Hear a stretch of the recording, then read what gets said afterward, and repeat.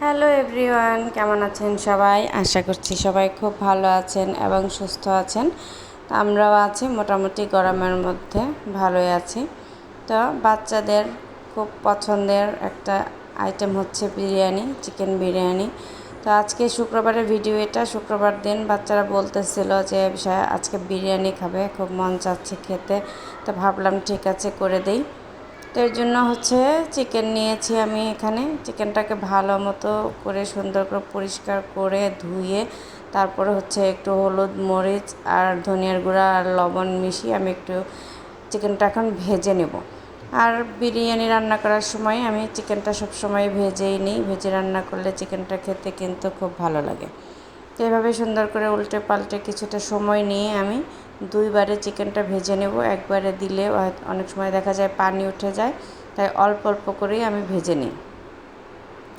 তো আমি যেভাবে বিরিয়ানি রান্না করি আজকে সেটাই শেয়ার করব আপনাদের সাথে। আর আপনারা কীভাবে রান্না করেন সেটাও আমাকে জানাবেন কিন্তু কমেন্ট করে। তো আমার ভিডিওগুলো যদি ভালো লেগে থাকে তাহলে লাইক, কমেন্ট, শেয়ার করে দেবেন। তো এই যেভাবে করে কিন্তু প্রথমের যে চিকেনগুলো দিয়েছিলাম সেগুলো ভাজা হয়ে গেছে, উঠিয়ে নিচ্ছি আমি সেগুলো। উঠিয়ে নিয়ে তারপরে আবার পরের বারের বাকি চিকেনগুলো যেগুলো আছে সেগুলো দিয়ে দেব।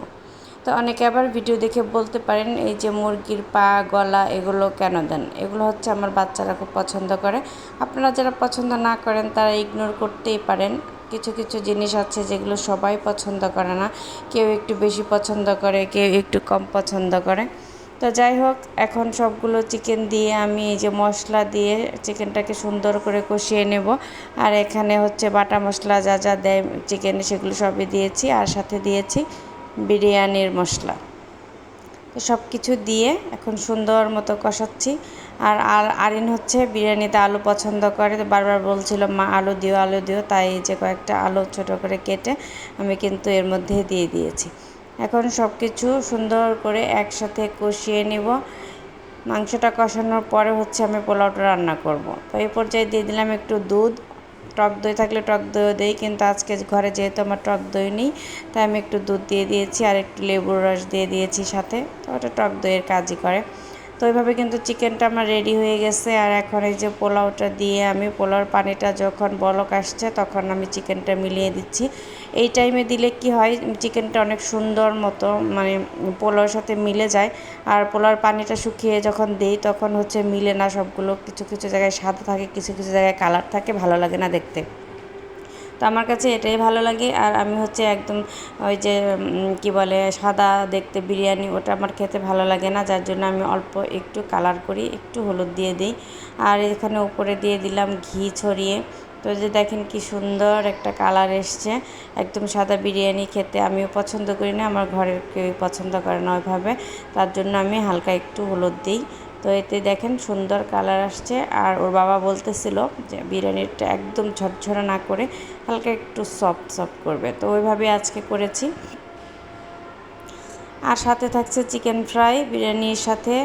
তো এখন আমি হচ্ছে চিকেনটা কিন্তু আগে ম্যারিনেট করে রেখেছিলাম, আর এখন এই ব্যাটার মিক্সকে করে নিয়ে ভেজে নিচ্ছি। ভেজে নিলে হয়ে যাবে আমার আজকে রান্না বিরিয়ানি উইথ চিকেন ফ্রাই। তো ভিডিওগুলো যদি ভালো লেগে থাকে তাহলে আমাদের সাথে থাকবেন, সাপোর্ট করবেন। আর হচ্ছে ভিডিওগুলো বেশি বেশি করে দেখবেন, লাইক, কমেন্ট করবেন। আজকাল হচ্ছে জানি না কেন ইদানিং ভিডিও করতেও অনেক বেশি অলসতা চলে আসছে, আর অত বেশি রিচও হচ্ছে না, কেন হচ্ছে না জানি না। তো যাই হোক, এই যে চিকেন ফ্রাই কিন্তু রেডি। তো যেই গরম পড়েছে রান্না কিন্তু আমার শেষ। তো ঘরে ছিল আম, আচার করার জন্য এনেছিলাম, ভাবলাম একটা আম দিয়ে একটু আমের জুস করি, খেলে একটু গরমের মধ্যে শান্তি শান্তি লাগবে। তার জন্য আমটা আমি ধুয়ে নিয়েছিলাম। এখন হচ্ছে সব কিছু একসাথে দিয়ে আমি এখন ব্লেন্ডারে ব্লেন্ড করে নিব, তাহলেই হয়ে যাবে আমের জুস ঠান্ডা ঠান্ডা। তো ভালোই লাগে মাঝে মাঝে। এখন আজকে যেহেতু বাসায় সবাই আছে তো ভাবলাম আজকেই করি, সবাই একসাথে খাওয়া যাবে। তো এই যে সব কিছু মশলা টশলা দিয়ে কিন্তু আমি একসাথে সব করে কি বলবো সব অ্যাড করে দিয়েছি। এই তো জুস রেডি হয়ে গেছে। এখন আমি গ্লাসে করে ঢেলে ওর বাবাকে দিব, বাচ্চাদের দিব, আমিও খাবো। তারপরে হচ্ছে গোসল করতে চলে যাব, রান্নাবান্না সব শেষ, ঘরের কাজ সব শেষ। তো কেমন হলো আমার আমের জুসটা কমেন্ট করে জানাবেন। দেখতে কিন্তু অনেক বেশি ভালো হয়েছিল আর খেতেও অনেক বেশি শান্তি শান্তি লেগেছে। তো এখন রান্নাবান্না শেষ করে তারপর গোসল টোসল করে চলে আসছি খাবার খেতে। আর আমরা হচ্ছে যে গরম, তো ফ্লোরে বসে গেছি সবাই একসাথে, মাঝে মাঝে কিন্তু এভাবে ফ্লোরে বসে খেতে ভালোই লাগে। তো আজকে ভিডিওটি এ পর্যন্তই, দেখা হবে অন্য কোনো ভিডিওতে।